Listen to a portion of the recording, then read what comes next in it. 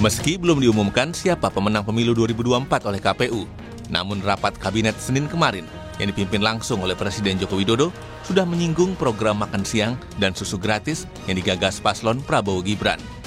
Meskipun Presiden tidak secara gamblang menyebut program makan siang gratis, Jokowi memastikan RAPBN 2025 akan mengakomodasi program-program dari Presiden terpilih di Pilpres 2024. Maka RAPBN 2025 harus disiapkan dengan memperhatikan hasil Pilpres karena menjalankan APBN.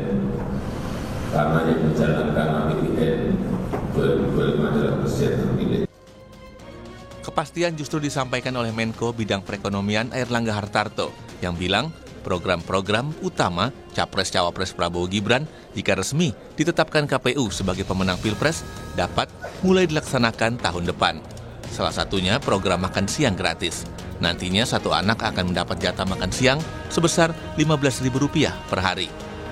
Program ini dapat berlanjut meskipun pengeluaran negara akan lebih besar dari pendapatan atau defisit APBN sekitar 2,4 hingga 2,8%. Terkait dengan program, kita lihat dengan defisit anggaran yang sekitar 2,4 sampai 2,8 itu untuk program yang menjadi quick win daripada Presiden terpilih nanti atau pemerintahan mendatang, itu pos-posnya sudah bisa masuk. Kemudian ada prioritas. Tentu prioritas itu nanti akan dibahas teknis dalam bentuk angka. Jadi berapa yang kita siapkan untuk tahap pertama yang terdiri dari balita, kemudian ibu hamil, dan juga untuk wilayah tertentu. Hal senada juga disampaikan oleh Menteri Investasi, Kepala Badan Koordinasi Penanaman Modal BKPM, Bahlil Lahadalia.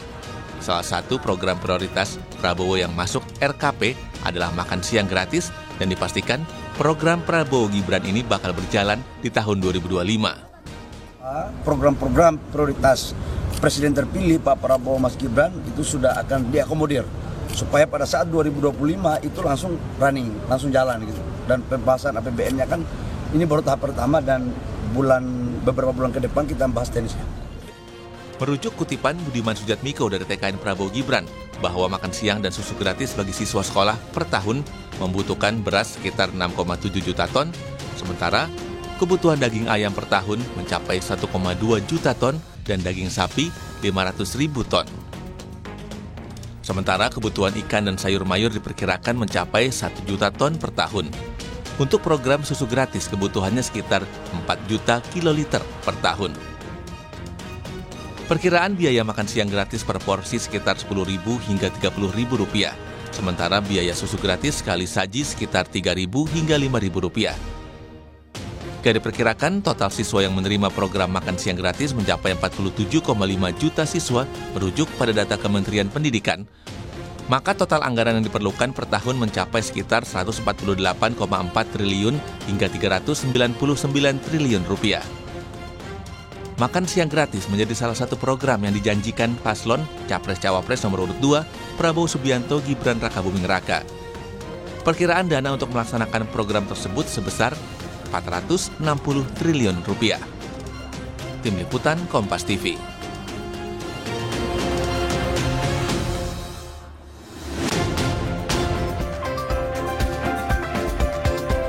Program makan siang dan susu gratis telah dibahas dalam rapat kabinet kemarin. Program yang akan menggelontorkan anggaran yang konon mencapai Rp400 triliun ini harus diawasi dengan ketat agar tidak berimbas pada kendala ekonomi lainnya. Lalu bagaimana penganggaran program ini? Sudah realistiskah program yang dicanangkan oleh salah satu pasangan calon, yakni pasangan calon nomor urut 2 dalam Pilpres kemarin? Dan meski KPU belum mengumumkan siapa pemenang di pemilu 2024, nyatanya program yang digagas Prabowo Gibran ini sudah masuk di istana. Terburu-burukah? Kita akan bahas dengan sejumlah narasumber yang hadir.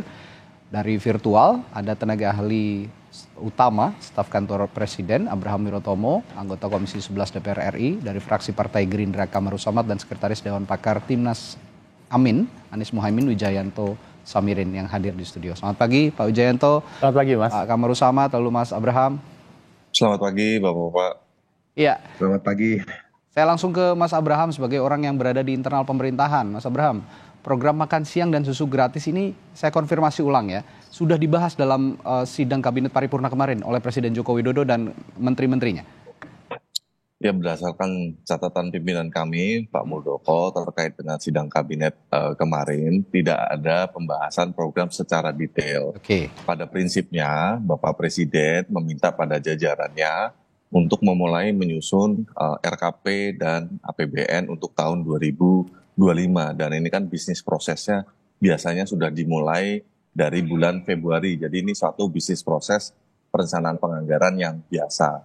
Nah, dalam arahan Bapak Presiden ada 3 hal, Mas. Pertama, beliau menekankan pentingnya aspek keberlanjutan pembangunan. Oleh karena itu, sembari menunggu hasil dari KPU, dalam pembahasan nanti kita akan melihat program-program yang untuk Presiden selanjutnya. Lalu yang berikutnya, yang kedua, Bapak Presiden juga menekankan pentingnya aspek kehati-hatian karena situasi ekonomi dunia sedang penuh dengan ketidakpastian, ada Jepang dan Inggris yang masuk ke resesi, jadi kita harus berhati-hati namun tetap mengutamakan akselerasi. Lalu yang ketiga, arahan dari Bapak Presiden adalah kebijakan fiskal harus memperhatikan keberlanjutan transformasi ekonomi. Oleh karena itu, kita optimis bahwa nanti ketika kick off-nya ini belum dimulai ya, kick off-nya itu nanti akan dilaksanakan secepatnya, mungkin seminggu 2 minggu ke depan akan dimulai kick off, lalu masuk ke tahap pembahasan untuk rencana kerja RKP 2025 dan untuk APBN 2025. Jadi tahapnya panjang, Mas, ada 30 tahapan ini dalam penyusunan ini. Jadi yang Anda maksud kick off itu bukan langsung mengalokasikan anggaran atau merancang alokasi anggaran untuk programnya Prabowo Gibran makan siang gratis, tapi untuk RKP dulu ya, Bung Abraham ya? Betul, jadi setelah dari kick off, setelah itu ada rakor dengan gubernur tahapannya ya, Mas. Lalu ada rakortek Renbang, setelah dari rakortek Renbang ada rapat multilateral dengan para kementerian teknis terkait, setelah itu ada Renbang. Jadi sampai ke penetapan rancangan itu nanti di bulan Mei, jadi tentu sudah menunggu hasil dari KPU karena rancangannya itu sampai bulan Mei, Mas. Ya, ini sepertinya masih makro. Tapi pertanyaan saya selanjutnya begini, Bung Abraham. Jika dalam masa transisi sebelumnya begitu ya, saya melihat sepertinya tidak ada pembahasan detail untuk anggaran yang akan dijalankan oleh presiden terpilih, begitulah katakan. Pada saat 2014 saya ingat sepertinya juga Pak SBY tidak langsung membahas gitu ya program-program yang akan dijalankan oleh Pak Jokowi. Kalau Pak Jokowi melanjutkan dari 2014 ke 2019 dan periode yang kedua maksud saya, itu saya paham karena beliau adalah incumbent pada saat itu. Tapi ini kan presiden baru bukan incumbent begitu. Apakah ini lazim seperti ini dibahas di sidang kabinet begitu untuk pemerintahan yang selanjutnya begitu? Jadi di dalam sidang kabinet kemarin dari arahan Presiden tidak ada pembahasan program secara detail, Mas. Jadi Presiden menyampaikan bahwa RKP tahun 2025 dan kebijakan fiskal untuk tahun 2025 ini seperti jembatan untuk menjaga kesinambungan pembangunan.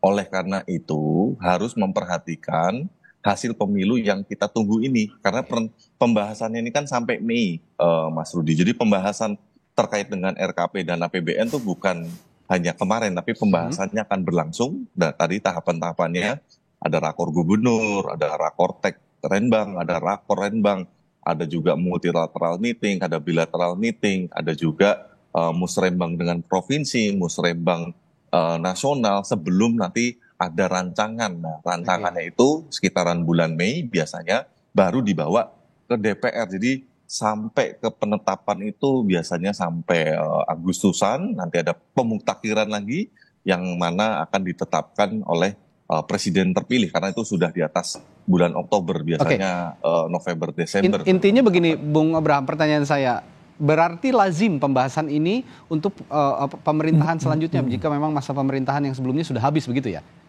Iya, karena proses bisnis proses perencanaan penganggaran ini membutuhkan waktu yang lama. Karena tidak bisa kita menyusun perencanaan dan penganggaran kita. Oleh karena itu dalam sidang kabinet kemarin harapannya kick off bisa segera dilakukan, pembahasan bisa segera dilakukan dengan 3 arahan tadi dari Bapak Presiden. Jadi Bapak Presiden tidak membahas detail setiap program, prinsipnya supaya ada keberlanjutan untuk RKP dan APBN tahun selanjutnya, Mas. Oke. Selanjutnya saya akan ke Pak Kamarus Samad sebagai orang yang duduk di DPR, terutama di Komisi 11, nanti juga akan membahas anggaran-anggaran pemerintah, termasuk pemerintahan selanjutnya setelah era Presiden Joko Widodo gitu. Pak Kamarus Samad, kalau Anda melihat anggaran 400 triliun begitu untuk program makan siang dan susu gratis milik Prabowo Gibran ini, bisa Anda jelaskan kepada publik di mana letak masuk akalnya? Karena ini anggaran yang sangat besar, bahkan Menteri Keuangan kemarin Sri Mulyani sudah mengatakan bahwa ini akan terjadi defisit anggaran sekitar 2,8 kalau nggak salah ya, 2,84%. Bagaimana Anda menjelaskan ini kepada publik, Bung Kamarus Samad? Iya, Mas. Pertama kita perlu meluruskan dulu bahwa apa yang dilakukan oleh pemerintah, kalau saya baca di media itu bagian daripada sirkulasi penyiapan APBN di 2025. Dan itu memang selalu dimulai di kuartal pertama di tahun berjalan, lalu kemudian dari situlah dirumuskan KEM PPKF, kerangka ekonomi makro dan pokok-pokok kebijakan fiskal. Nah, iya, KEM PPKF kan target pertumbuhan ekonomi kita, kemudian pengungkah kemiskinan dan target pengurangan angka pengangguran terusnya, termasuk nilai tukar rupiah. Nah, dari KEM PPKF itu biasanya pemerintah mengambil dari 3 sumber. Yang pertama, sumber yang dilakukan secara berjenjang melalui musrembang, tingkat kelurahan, desa, kecamatan, kabupaten, kota, provinsi, sampai musrembang nasional. Itu satu sumber. Sumber yang kedua berasal dari RPJMN, Rencana Pembangunan Jangka Menengah kita. Lalu kemudian diturunkan biasanya dalam bentuk visi misi presiden atau yang masuk dalam program strategis nasional. Kemudian sumber yang ketiga adalah usulan kementerian dan lembaga. Jadi 3 ini kemudian dikompilasi menjadi rencana kerja pemerintah, RKP, yang kemudian diajukan ke DPR. Jadi sudah benar jika dimulai pembahasan awal dari sekarang, karena sirkulasinya adalah sirkulasi tetap yang memang membutuhkan 6 sampai 8 bulan ke depan. Dan 3 bulan sebelum pembahasan nota keuangan atau pembacaan nota keuangan APBN 2025 pada tanggal 15 Agustus nantinya oleh Presiden, biasanya didahului dengan pembahasan KEM PPKF antara DPR, dalam hal ini Komisi 11, bersama dengan pemerintah. Dari situlah kemudian kita sudah mendapatkan target pertumbuhan ekonomi di 2025, kemudian capaian-capaian dan instrumen kebijakan apa yang diperlukan. Karena itu bukan hanya otoritas fiskal yang akan duduk, tetapi juga otoritas moneter akan terlibat, dan juga otoritas mikroprudensial yang melibatkan industri keuangan kita. Karena dari 3 sumber keuangan itulah yang akan menjadi faktor penentu untuk bisa mencapai target pertumbuhan ekonomi di 2025. Karena itu kalau menyangkut anggaran teknis, kita akan lihat nantinya di pagu indikatif yang diusulkan oleh kementerian dan lembaga, Mas. Jadi belum sampai ke sana, kita baru mendengarkan rencana awal dalam penyusunan KEM PPKF. Karena KEM PPKF ini adalah payung dari semua arah pembangunan nasional per tahun.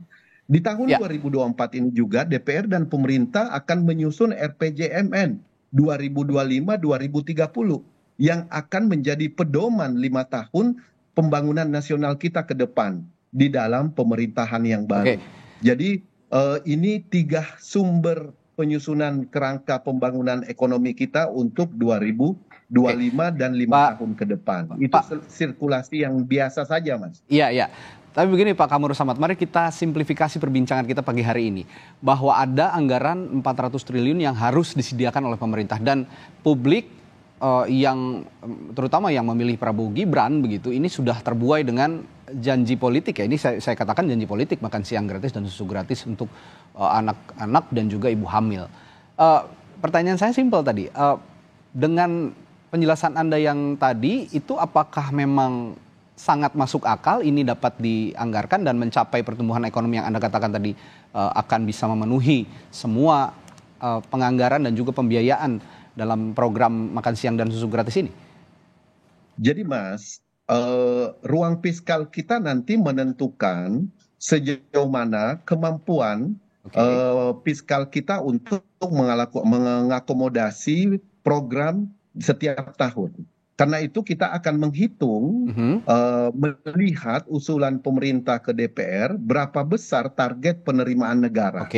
Kan begitu? Lalu kemudian berapa besar rencana belanja negara. Dari situ kemudian jika ada selisihnya baru kemudian kita lihat, defisitnya sekian persen. Sepanjang defisitnya di bawah 3%, itu juga masih dalam koridor ketentuan undang-undang. Nah, bagaimana memenuhi defisit tersebut? Biasanya selalu dengan menerbitkan surat utang negara yang kemudian dijual kepada pemerintah, dijual kepada masyarakat.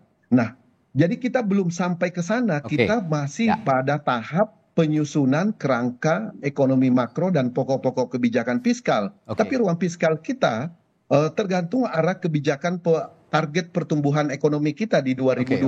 Nah, itu yang belum kita dapatkan dari pemerintah. Jadi kalau tiba-tiba ditanya sekarang dari 3.000 lebih APBN kita misalnya di 2024 dan diperkirakan akan meningkat di 2025, tentu ruang fiskalnya kita akan lihat arah kebijakan pemerintah yang diusulkan kepada DPR.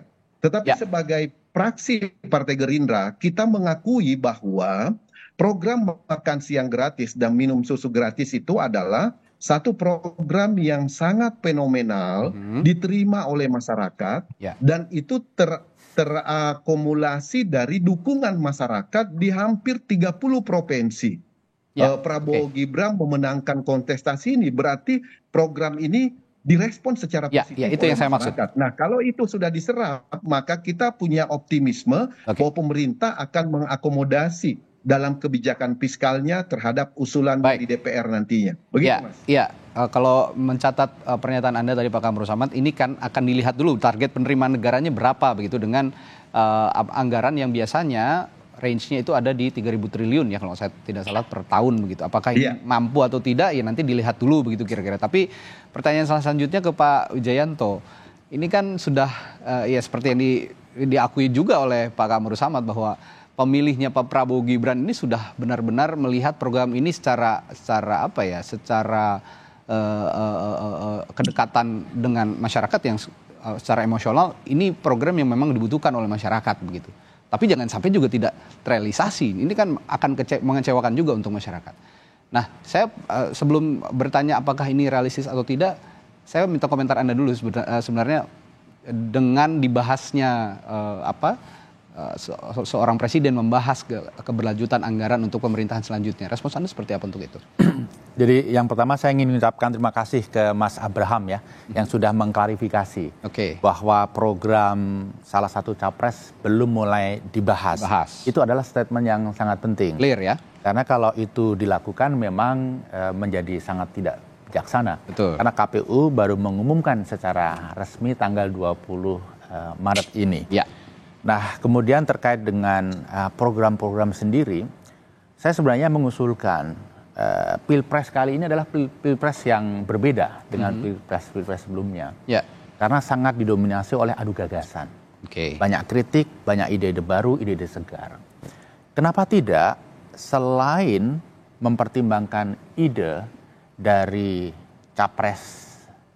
cawapres terpilih nantinya, siapapun itu, juga memasukkan berbagai kritik dan ide-ide terobosan yang ada dalam visi misi paslon 1, 2, 3 itu sebagai bagian dari masukan. Karena kalau saya lihat ada begitu banyak program yang sebenarnya menarik, efisien secara anggaran berdampak bagi masyarakat. Masyarakat luas. Kalau ini dilakukan, ini merupakan tren baru.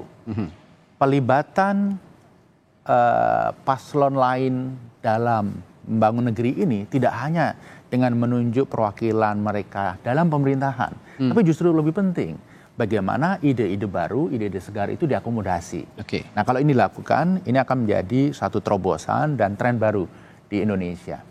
Berbicara masalah program itu sendiri, karena ini merupakan program unggulan yang digaungkan oleh salah satu paslon, maka ini harus dilakukan, harus dilaksanakan. Itu ya saya maksud. Jangan sampai tidak dilakukan. Jangan sampai ditunda atau tidak dilakukan. Karena ini masalah trust.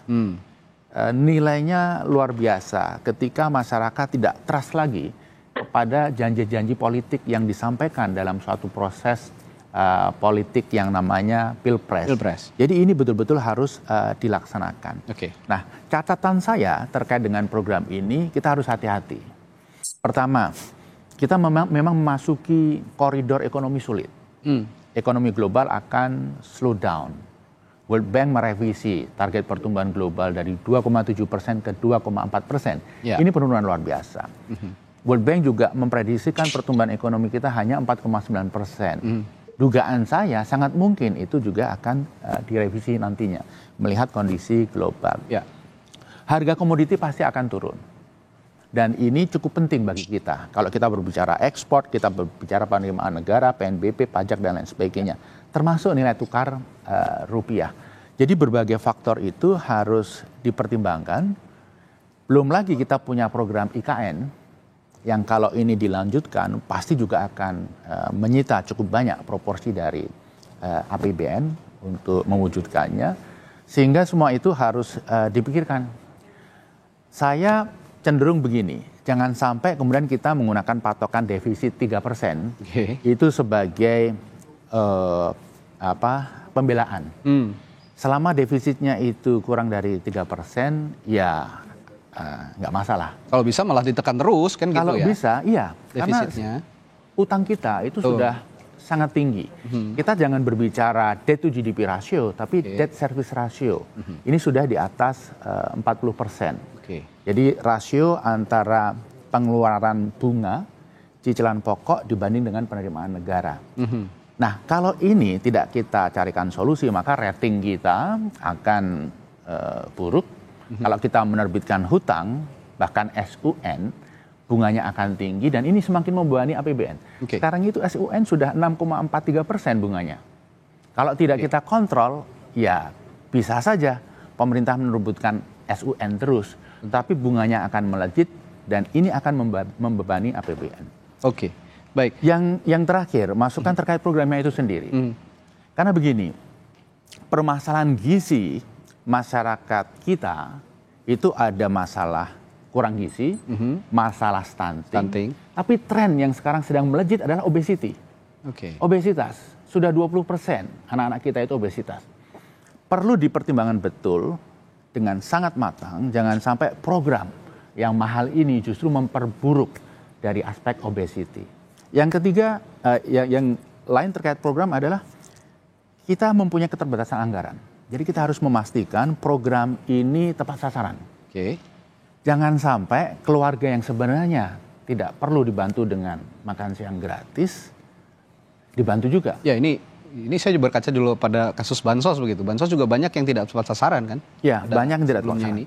Kemudian juga begini, ada kecenderungan pemerintah kita itu menggunakan program-program yang direct untuk membantu rakyat. Program tangan di atas, makan siang gratis, bansos dan lain sebagainya. Kosnya luar biasa bagi kita. Dalam bentuk apa? Mentalitas tangan di bawah. Karena programnya program tangan di atas. Sehingga ini juga harus dipikirkan, jangan sampai masyarakat kita itu kemudian semangat juang untuk memandirikan ekonominya itu kemudian menjadi berkurang dan menghilang begitu. Saya cenderung mengusulkan agar program-program membantu masyarakat dalam bentuk empowerment kemandirian ekonomi itu lebih ditekankan. Misalnya, bagaimana petani di-empower dengan pupuk yang terjangkau, dengan benih yang berkualitas dengan kontrak farming dan lain sebagainya. Atau bagaimana kita mengempower UMKM dengan dukungan modal yang terjangkau.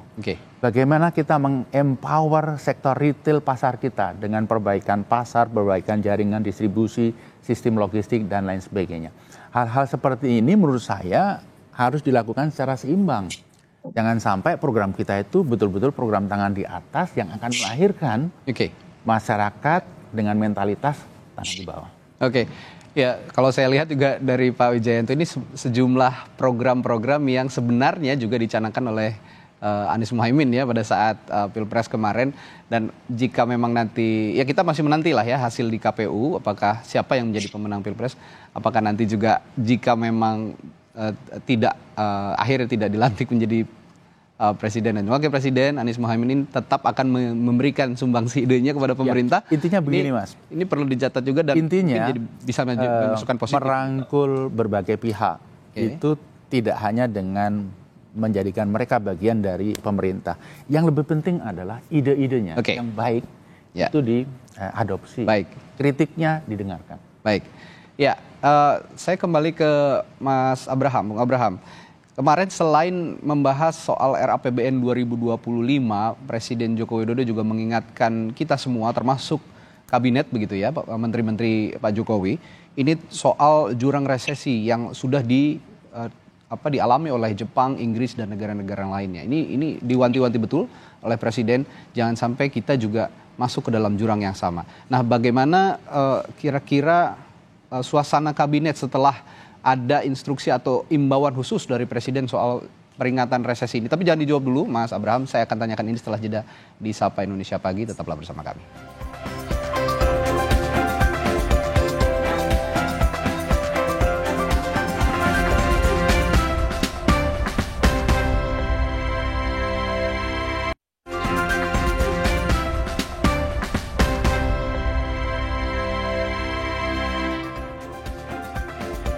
Kembali di Sapa Indonesia Pagi, Saudara.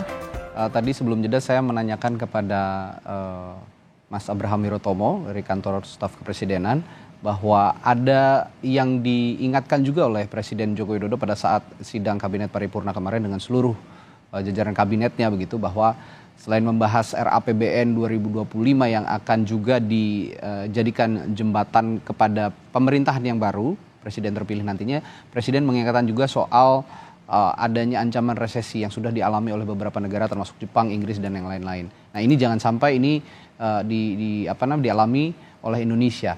Nah, suasana di kabinet, kalau Anda bisa jelaskan berdasarkan notulensi yang dilakukan oleh KSP begitu, bagaimana menghadapi imbauan dari Presiden ini, Mas Abraham? Pokoknya kan baru disampaikan kemarin. Jadi tadi ada 3 hal yang disampaikan oleh Presiden, yang salah satunya dalam merancang perencanaan kerja serta anggaran dari pemerintah untuk tahun 2025, kita harus memperhatikan aspek kehati-hatian terutama terkait dengan ketidakpastian ekonomi global, yang mana Jepang dan Inggris sudah masuk ke resesi. Di sini pemerintah akan memiliki waktu dari bulan Maret, April, Mei untuk menyusun rancangan awal, Mas. Jadi kita belum sampai pada tahap memiliki rancangan yang bisa kita sampaikan kepada DPR.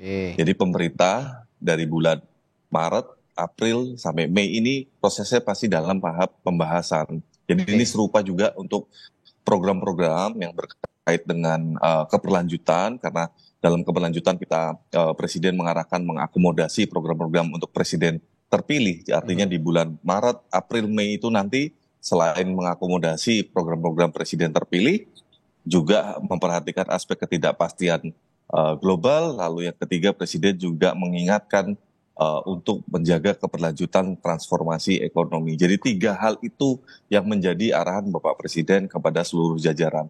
Tentu perkembangannya seperti apa kita harus menunggu dulu rapat-rapat yang akan dilaksanakan oleh kementerian dan lembaga teknis terkait, Mas tadi. Iya, tapi Bung Abraham, ancang-ancang tetap saja harus dilakukan kan kalau memang kita ingin benar-benar terhindar dari jurang resesi begitu. Setidaknya pemerintah punya kebijakan garis besar kebijakan yang umum dulu begitu untuk menghadapi ancaman resesi ini, terutama jika memang tadi Pak Presiden mengatakan program-program yang akan dilanjutkan oleh Presiden terpilih nanti ini akan diakomodasi juga di RAPBN 2025. Nah, kira-kira langkah apa yang akan sudah ditetapkan, yang sudah disampaikan itu baru tema masalahnya. Jadi tema terkait untuk rencana kerja pemerintah untuk tahun 2025 adalah akselerasi pertumbuhan ekonomi yang inklusif dan berkelanjutan. Jadi tiga item itu, akselerasi sehingga kita tetap optimis pertumbuhan ekonomi akan tetap baik,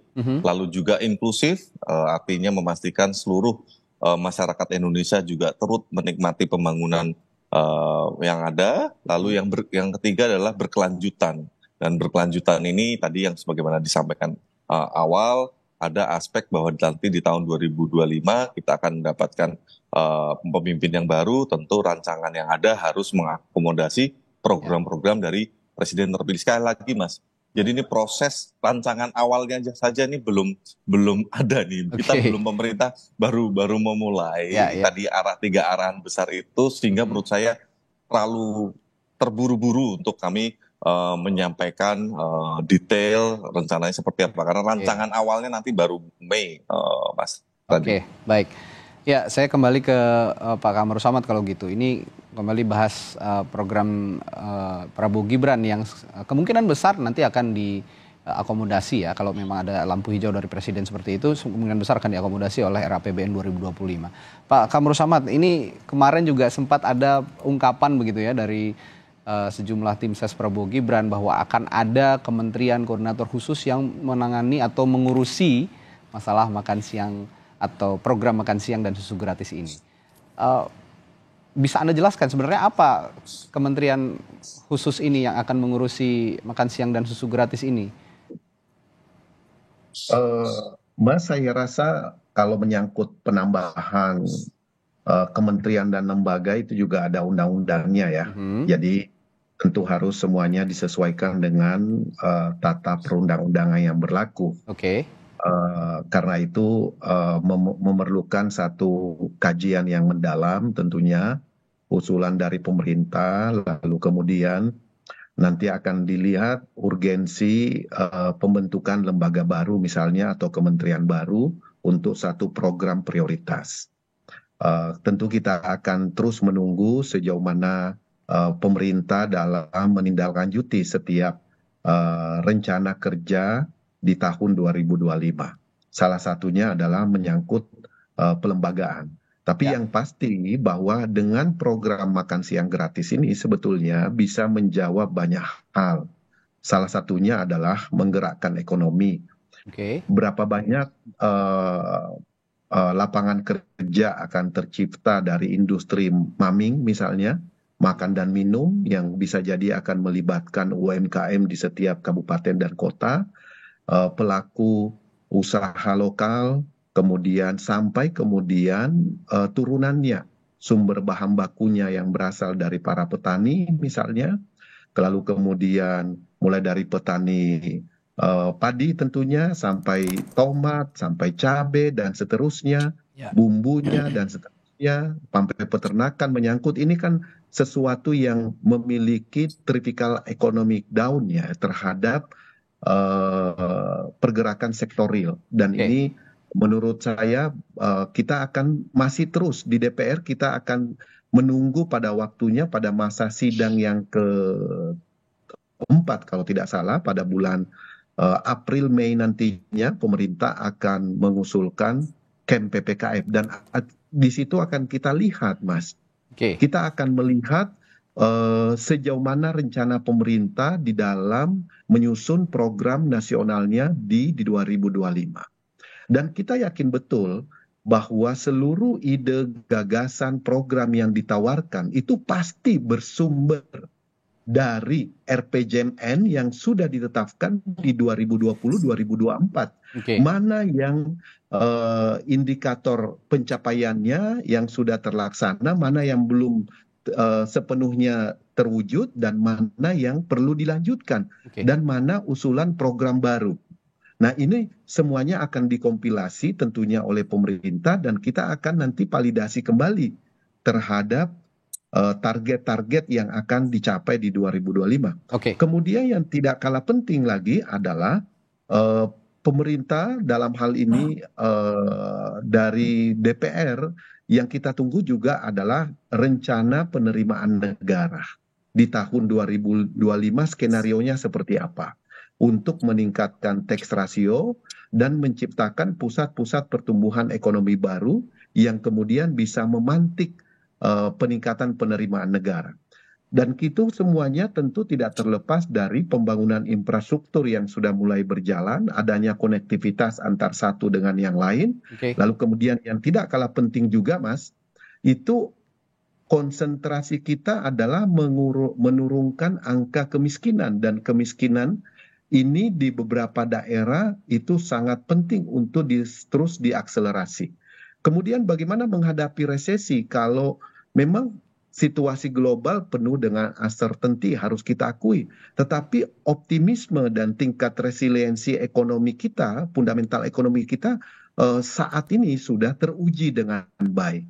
Kita optimis bahwa di tahun 2025, 2026, 2027 sampai 2029 apabila konsep keberlanjutan ini betul-betul dilaksanakan secara konsisten, maka pengurangan angka pengangguran, pengurangan angka kemiskinan, dan juga pengurangan angka stunting bisa terwujud sesuai dengan target yang dicanangkan oleh pemerintah. Itu, Mas. Baik, ya kalau saya tangkap tadi lagi-lagi melihat target penerimaan negara dulu ya untuk menjalankan program-program ini, dan Anda tadi mengatakan optimis karena memang ada tren positif begitu ya untuk penerimaan negara dari tahun ke tahun. Tapi kalau boleh saya tahu, yang Anda cermati di DPR yang juga bermitra dengan Kementerian Keuangan ya kalau di Komisi 11 begitu. Ini indikasi positif apa saja yang bisa kita lihat dari penerimaan negara selama ini jika kita kaitkan dengan nanti program makan siang gratis yang akan bergulir, dan jangan sampai ini juga jadi beban baru untuk APBN kita nantinya di 2025, Pak Kamru Samad. Iya, Mas. Minggu lalu kita ada pertemuan tahunan industri keuangan. Di situ kita mendapatkan paparan dari otoritas jasa keuangan bagaimana pertumbuhan serapan kredit di kuartal pertama di 2024 ini. Dan dari situ tergambar bagaimana laju ekonomi kita terus mulai bergerak. Mulai bergerak di awal tahun ini dengan memperhatikan serapan kredit yang dikeluarkan oleh perbankan, industri keuangan kita. Oke. Padahal kita tahu bahwa baru di akhir kuartal pertama dan awal kuartal kedua ini APBN ataupun APBD kita akan mulai dilaksanakan tentunya. Nah, ini kan optimisme yang begitu besar karena dengan serapan kredit yang datanya cenderung meningkat, lalu kemudian nanti kebijakan fiskalnya berjalan, lalu kemudian serapan dana desa misalnya terus dioptimalkan sebagai pusat pertumbuhan ekonomi baru di desa-desa, maka mau tidak mau itu capaian-capaian indikator makroekonomi kita bisa kita capai di tahun ini, dan itu nanti berdampak terhadap penerimaan negara baik yang sumbernya pajak, dividen ataupun sumber-sumber lain yang ditentukan oleh undang-undang. Ya. Dan kita yang tidak kalah penting itu adalah sekarang ini kita melihat bahwa konsumsi rumah tangga juga sudah jauh lebih normal, jauh lebih baik gitu pasca COVID ini. Jadi optimisme kita apalagi dalam waktu ke depan, bulan depan akan ada Ramadan, kemudian akan ada Idul Fitri, lalu kemudian juga pertengahan tahun akhir tahun ini kita akan melaksanakan pilkada. Jadi ekonomi akan terus bergerak karena akumulasi dari berbagai macam kegiatan masyarakat yang mau tidak mau, langsung atau tidak langsung berdampak terhadap pergerakan sektoril di tengah-tengah masyarakat. Begitu, Mas. Ya. Anda sepakat dengan apa yang dikatakan Pak Kamru Samad atau ada data pembanding, Pak Wijayanto? Ya, saya melihat daya beli masyarakat itu menurun drastis. Ini kelihatan kasat mata di banyak daerah. Indikasinya? juga konsumsi rumah tangga itu relatif stagnan bahkan cenderung turun. Itu pun sudah dengan gelontoran bansos yang luar biasa. Ya. Jadi kalau misalnya dukungan dari pemerintah itu dikurangi saja, maka daya beli akan semakin terpuruk. Kemudian indikator lain adalah kelas menengah juga kesulitan, penjualan sepeda motor juga cenderung menurun. Faktor-faktor yang lain juga kita harus antisipasi. Ketika situasi global memburuk, komoditas sumber daya alam yang selama ini menjadi andalan kita akan sulit untuk dijadikan pilar utama lagi. Ya. Jadi pemerintah harus mulai mengantisipasi itu dengan sedini mungkin mendorong sektor-sektor di luar itu sebagai motor pertumbuhan. Menurut saya UMKM, kemudian retail, manufacture yang skala kecil itu harus mendapatkan perhatian. Permasalahan mereka selama ini adalah akses pasar, kemudian juga kredit dan lain sebagainya. Saya rasa ini perlu mendapat dukungan. Yang tidak kalah penting yang ada di tangan pemerintah adalah APBN. Jadi APBN yang menurut dugaan saya dari sisi penerimaan itu tahun 2024 ini akan mengalami tantangan luar biasa. Tax ratio kan turun terus. Tahun 2022 10,4, tahun 2023 10,22. Kemungkinan kalau tidak ada inovasi luar biasa, tahun ini akan turun lagi. Jadi APBN akan dalam kondisi sulit, fleksibilitas tidak terlalu lebar, sehingga APBN harus dimanfaatkan dengan sangat efisien. Ya, tepat sasaran. Program-program yang akan dijalankan hindari betul duplikasi. Jadi seperti makan siang susu gratis tadi, kalau Pak Prabowo akhirnya terpilih, itu harus hindarkan duplikasi dengan program-program pemerintah daerah, Kementerian Kesehatan, Kementerian Sosial yang sejenis. Misalnya sekarang ini sudah ada bantuan gizi sehat melalui puskesmas. Ya, dari Kementerian Kesehatan. Bagaimana? Kemudian juga governance-nya. Jangan sampai ketika ada program besar yang digelontorkan, implementasinya tidak govern sehingga mohon maaf ada markup dan lain sebagainya. Intinya ketika kondisi ekonomi sulit, peran APBN kan makin penting. Jadi governance, efisiensi, menghindari duplikasi ini merupakan prioritas utama. Ya, kalau saya lihat tadi juga berarti yang saya tangkap jangan sampai ada tumpang tindih program di kementerian lain begitu ya. Sementara di Kementerian Kesehatan dan Kementerian Sosial, supaya nanti pos-pos anggaran yang ada di kementerian itu kalau memang ingin menggulirkan makan siang gratis dan susu gratis bisa dialihkan ke situ. Begitu maksudnya Pak? Saya ingin cerita pengalaman ya. Ketika Pak JK sebagai wakil presiden, saya staf khusus bidang ekonomi. Waktu itu Pak JK memimpin satu program menurunkan stunting. Seluruh kementerian yang terlibat, badan yang terlibat diundang. World Bank hadir sebagai observer dan menganalisis. Akhirnya muncul program penurunan stunting. Mas tahu anggarannya berapa? Berapa, Pak? Negatif. Karena bisa negatif? Dengan mengintegrasikan program-program 7 kementerian lebih tersebut, kita bisa muncul suatu program yang lebih efektif dengan biaya yang lebih rendah. Saya rasa hal-hal seperti ini juga bisa kita lakukan untuk berbagai sektor, termasuk bantuan-bantuan terkait dengan makan siang gratis atau program apapun. Ini bisa jadi contoh juga kalau memang nanti program makan siang gratis dan susu gratis ini kemudian bergulir gitu ya di tahun 2025 yang sudah diancang-ancangkan oleh pemerintah sepertinya yang saat ini akan diakomodasi dalam RAPBN 2025. Baik, pagi hari ini perbincangan kita ada optimisme, ada catatan kritis dari Pak Wijayanto, tapi juga ada realitas yang kita harus hadapi, ya ini jurang resesi dan juga masalah-masalah perekonomian negara lainnya yang harus kita hadapi di tahun 2025 nanti. Jika memang program makan siang dan susu gratis ini bergulir, jangan sampai juga catatan kritisnya tadi membebani APBN di tengah ancaman jurang resesi yang juga sudah diperingatkan oleh Presiden Joko Widodo. Baik, terima kasih narasumber saya pagi hari ini ada Abraham Wirotomo dari KSP, lalu dari anggota Komisi 11 DPR fraksi Partai Gerindra Kamru Samad, dan Pak Wijayanto dari Timnas Amin sudah berbagi perspektifnya. Terima kasih banyak hari ini. Terima kasih Bapak-bapak, sehat selalu. Terima kasih.